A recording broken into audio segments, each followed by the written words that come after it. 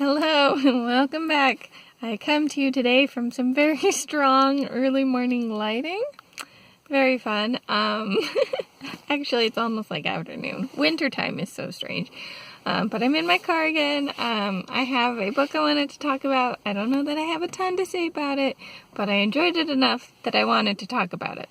So here we are going to talk about it. The book that I have for you today is Ghost Forest. This is a book about a Chinese-Canadian family, and the author is also Chinese-Canadian, and it talks about a family dynamic called, let's see what it's called, the family dynamic of having an astronaut father, which in their Chinese culture / Chinese-Canadian culture, probably in other countries too, the father stays in China while the family moves out of the country, and the father continues to work in China while the rest of the family is living out of the country.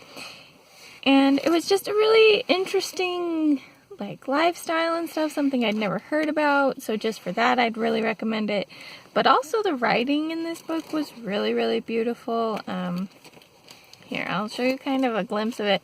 It is technically prose, I think, but a lot of it kind of feels like poetry the way it was written, so it's kind of walking that line between prose and poetry, and it's really beautiful that way.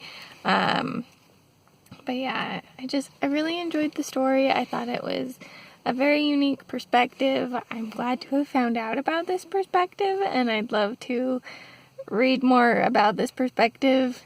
I do feel like potentially this particular book was technically semi-autobiographical, even though it's labeled as fiction, just since it does, from the blurb that they give of the author, sound like it mirrors a lot of her life story.